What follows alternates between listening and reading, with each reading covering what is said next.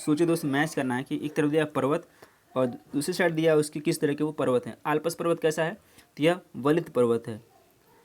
Wastage पर्वत कैसा है, यह एक भ्रंशोत पर्वत का एग्जाम्पल है। और विंध्य पर्वत, तो विंध्य जो है अवशिष्ट पर्वत का एग्जाम्पल है। और फ्यूजियामा एक ज्वालामुखी है। तो ए का 3, बी का 1, ए का 3, बी का 1 ऑप्शन नंबर ए में दिया गया है, यही इसका करेक्ट आंसर है। ऋतु प्रवास प्रचलित है भीलों में, भोटिया में, कुकी में या फिर नागा में। तो ऋतु प्रवास प्रचलित किस में है, यह प्रचलित है भोटिया में, बी ऑप्शन बिल्कुल करेक्ट है। निम्न में से कौन सा एक कथन कोरियालिस बल के विषय में सही नहीं है। यह पृथ्वी के अंतर आवर्तन का प्रभाव है, यह ध्रुवीय क्षेत्र के ऊपर अधिकतम पाया जाता है, यह प्रत्यक्ष रूप से घर्षण बल से संबंधित है, या फिर यह वायु गति से के समानुपातिक है। तो क्या है यह जो है वायु गति के समानुपातिक है, डी ऑप्शन करेक्ट है। पूछा जाता है विषय में कौन सा सही नहीं है, तो डी वाला सही नहीं है। पृथ्वी एक घूर्णन लगभग पूरा करती है 24 घंटे में, 23 घंटे में, 26 घंटे में या फिर 18 घंटे में। घूर्णन मतलब होता क्या है कि पृथ्वी पूरा एक चक्कर कितने समय में लगाती है। पृथ्वी बेसिकली एक दिन में यानी कि 24 घंटे में एक चक्कर पूरा कर लेती है। ए ऑप्शन करेक्ट है। इसका जो करेक्ट आंसर ए होगा, लेकिन जो एग्जैक्ट टाइम है वो 23 घंटा 56 मिनट और 4 सेकेंड होता है। कितना, 23 घंटा 56 मिनट और 4 सेकेंड होता है। 23 घंटा 23 आवर 56 मिनट और 4 सेकेंड, ये एग्जैक्ट डेटा है, लेकिन इसमें उन्हें दिया है, ए दिया है, ए ऑप्शन करेक्ट है। उष्णकटिबंधीय चक्रवातों की उत्पत्ति के लिए आदर्श स्थितियाँ कहाँ पाई जाती हैं। भूमध्यरेखीय महासागरों में, उष्णकटिबंधीय महासागरों के पश्चिमी तटों पर, उष्णकटिबंधीय महासागरों के पूर्वी तटों पर, या फिर शांत पवन पेटी में। तो ये कहाँ पाई जाती हैं, यह पाई जाती हैं उष्णकटिबंधीय महासागरों के पश्चिमी तटों पर। That means B will be right. NEERI यानी कि नेशनल, क्या है ये नीरी कहाँ स्थित है, नीरी यानी कि national environment engineering research institute, national environment engineering institute, research institute, यह कहाँ स्थित है और किससे रिलेटेड है। यह ऊर्जा शोध से रिलेटेड है, आर्थिक शोध से, पर्यावरण शोध से या फिर शैक्षिक शोध से।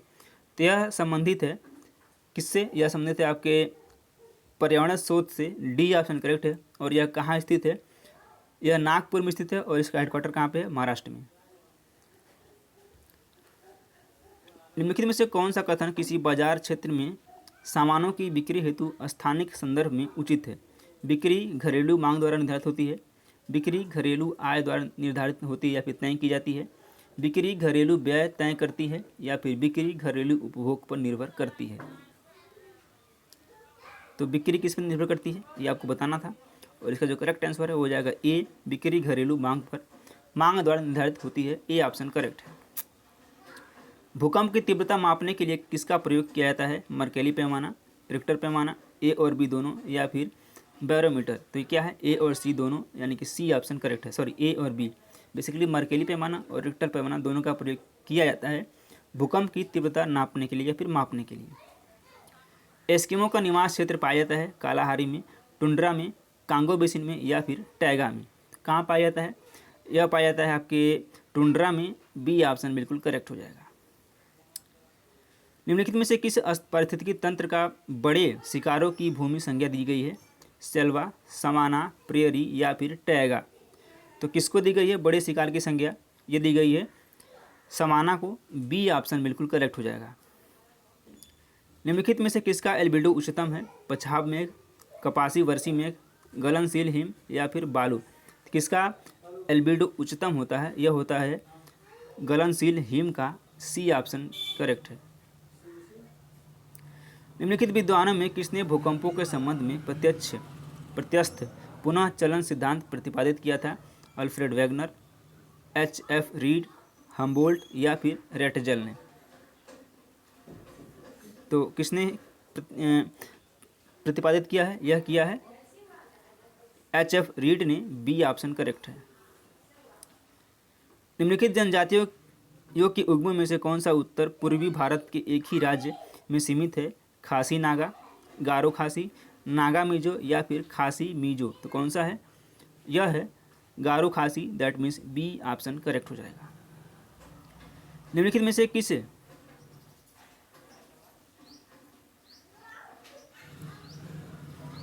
किस झील की लवणता सबसे अधिकतम होती है? टिटिकाका, वान, विक्टोरिया या फिर वाल्कस। किसकी लवणता सबसे अधिक है? यह है वान झील की, बी ऑप्शन करेक्ट हो जाएगा। मौसम और उसकी बनावट में परिवर्तन किसके कारण होता है? पृथ्वी का गुरुत्वाकर्षण, पृथ्वी की अक्ष का इसके पक्ष के समतल की ओर झुका होना, पृथ्वी का परिक्रमण या फिर पृथ्वी का घूर्णन।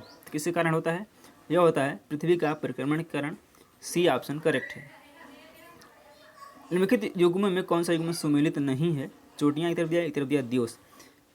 एकांकागुआ कहाँ पे है? यह है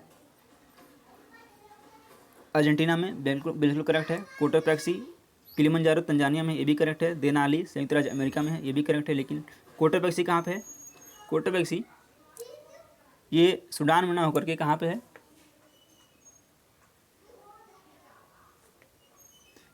कोटोपैक्सी इक्वेडोर में है, और यही आपका करेक्ट आंसर है। क्वेश्चन लेते हैं। सहारा मरुस्थल में प्रवाहित होने वाली गर्म शुष्क पवन कहलाती है? फान, चिनूक, मिस्ट्रल या फिर सिराको। तो सहारा मरुस्थल में प्रवाहित होने वाली जो शुष्क पवन है वह कहलाती है सिराको, डी ऑप्शन सही है। और यह सहारा मरुस्थल से भूमध्य सागर की ओर प्रवाहित होने वाली गर्म हवा है। जब वह भूमध्य सागर पार करती है तो आर्द्र हो जाती है। इसके अन्य स्थानीय नाम जैसे खमसिन मिस्र में बोलते हैं, गिबली लीबिया में बोलते हैं, चिली ट्यूनीशिया में बोलते हैं, लेस्ट मेडिटेरेनियन में बोलते हैं, और सिराको इटली में इसको बोलते हैं। तो इसकी इतने सारे अन्य स्थलीय नाम भी हैं, याद रखिएगा, डी ऑप्शन करेक्ट है। अगला प्रश्न लेते हैं। निम्नलिखित को लवणता के आधार पर आरोही क्रम में बढ़ते हुए सजाना है? मृत सागर, वान झील, कैस्पियन सागर और टिटिकाका झील। इसमें बात करेंगे सबसे ज़्यादा लवणता किस में पाई जाती है? तो सबसे ज़्यादा लवणता किस में होती है? वान झील में पाई जाती है। यदि आप इसको पकड़ लेंगे तो इस क्वेश्चन को आप आसानी से बना पाएंगे। सबसे ज़्यादा लवणता वान झील में, और पूछा क्या गया? आरोही क्रम में, यानी कि बढ़ते क्रम, सबसे कम, उससे ज़्यादा, फिर लास्ट में सबसे ज़्यादा। तो सबसे ज़्यादा वान झील में पाई जाती है। तो दूसरा ऑप्शन सब किस में है? केवल एक ही ऑप्शन दिया गया है कि दूसरा ऑप्शन सबसे लास्ट में है, वो है बी, और बी वाला ऑप्शन क्या है? करेक्ट है। सबसे पहले कैस्पियन सागर है, आप नोट कर पाएंगे 3, उसके बाद आएगा टिटिकाका झील 4, उसके बाद मृत सागर 1, और इसके बाद 2। ये इसका क्रम है, 3 4 1 2, बी वाला करेक्ट हो जाएगा। भारत का धरातल पत्रक कौन तैयार करता है? Geological survey of India, survey of India, रक्षा मंत्रालय या फिर जियोग्राफिकल सर्वे ऑफ इंडिया। तो यह कौन बनाता है? यह बनाता है Survey of India, B option सही है। निम्नलिखित खनिजों में से किसका पृथ्वी की आयु के परिकलन में सामान्यतः प्रयोग किया जाता है? लौह अयस्क, थोरियम, तांबा या फिर जस्ता। तो पृथ्वी की आयु की गणना या फिर परिकलन में किसका उपयोग किया जाता है? ये क्या था? यूरेनियम और थोरियम का। तो थोरियम यहाँ दिया गया है, आप इसमें प्लस कर लीजिए यूरेनियम को। यूरेनियम और थोरियम का उपयोग किया जाता है, बी वाला ऑप्शन करेक्ट है। जलोढ़ हिमानी निक्षेप द्वारा निर्मित स्थलाकृति है? एस्कर, सर्क, टार्न या फिर हिम सोपान। क्या है यह एस्कर है, ए वाला ऑप्शन सही है। निम्नलिखित को सुमेल कीजिए। खेतड़ी, तांबा, निवेली, लिग्नाइट, जादूगोड़ा, लोहा, कुंद्रेमुख, यूरेनियम। तो कौन सा इसमें सुमेल करना है, बताना है कौन सा इसमें सुमेलित है। तो आइए बात कर लेते हैं। तांबा खेतड़ी खान से प्राप्त होता है, तो तांबा कहाँ पे है? खेतड़ी। निवेली क्या है? लिग्नाइट कोयला से प्राप्त होता है, निवेली से निवेली, लिग्नाइट। जादूगोड़ा यहाँ से मिलता है यूरेनियम, और कुंद्रेमुख लोहा। 1 2 यानी कि ए का 1 बी का 2, ए का 1 बी का 2, सी का 4 और डी का 3, बी वाला ऑप्शन क्या है? सही है। चलिए अगला क्वेश्चन लेते हैं। इर्गोग्राफ के प्रणेता कौन थे? ए गैडीज, ए जी ओगिल्पी, ए के लोबेक या फिर ए रॉबिन्सन। तो कौन थे? ए गैडीज थे इसके प्रणेता ए वाला ऑप्शन सही है। जब धरातल पर दो स्थानों की दूरी 500 किमी है और इन्हें मानचित्र पर 25 सेमी द्वारा दर्शाया गया है तो निम्नलिखित प्रतिनिधि भिन्नों में से कौन मानचित्र की मापनी को दर्शाता है। सबसे पहले आप देखेंगे 1 मीटर बराबर कितना होता है, ये होता है 100 सेंटीमीटर। तो किलोमीटर को आपको मीटर में पहले चेंज करना होगा सेंटीमीटर में, और 1000 मीटर बराबर कितना हो जाएगा, तो 1000 और गुणे 100 करिएगा कितना होगा, 1 2 3 4 5 इकाई दहाई सैकड़ा हज़ार 10,000 लाख होगा 1,00,000 सेंटीमीटर।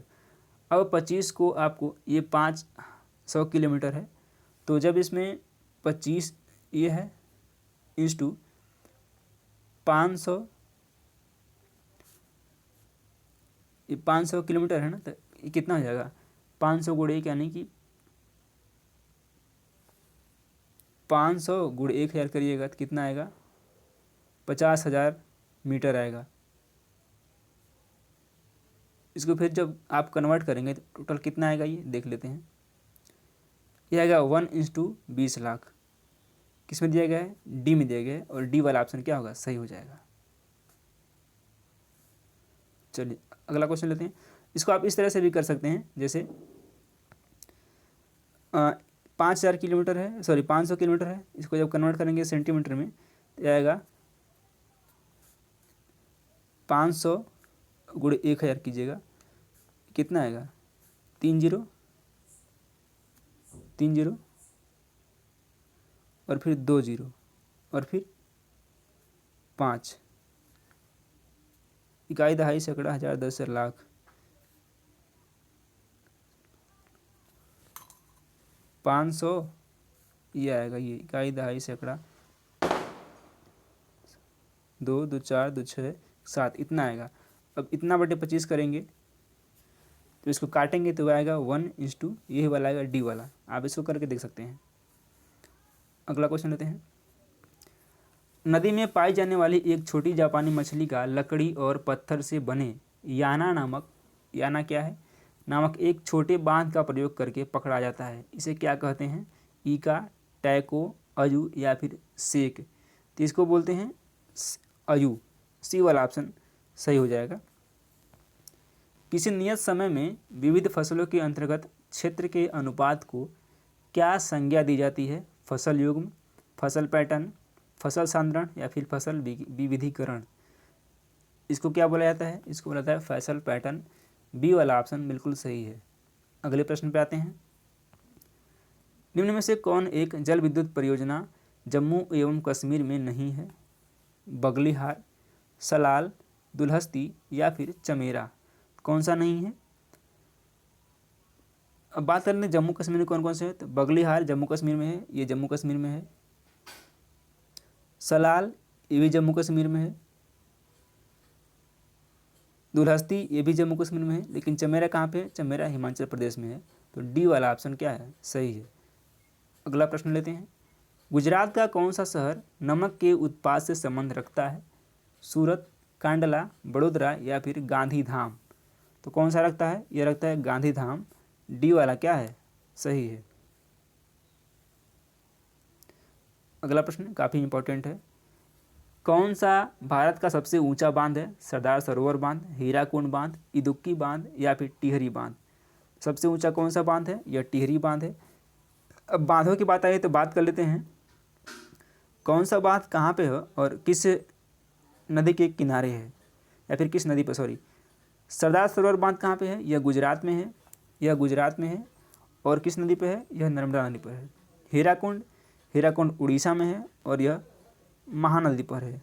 इदुक्की यह केरल में है, केरल में पेरियार नदी पर है। और टिहरी बांध यह उत्तराखंड में है, भागीरथी नदी पर है।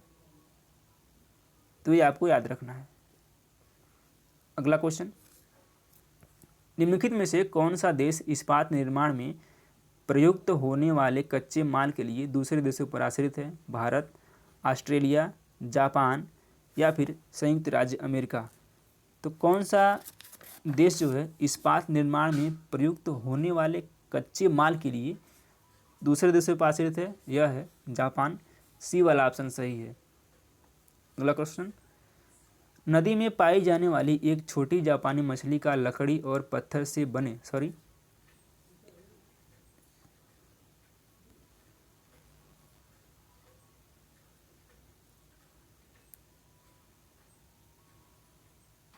ये क्वेश्चन रिपीट हो गया था। लौह इस्पात उद्योग की स्थापना के लिए कौन सा आदर्श समायोजन होगा?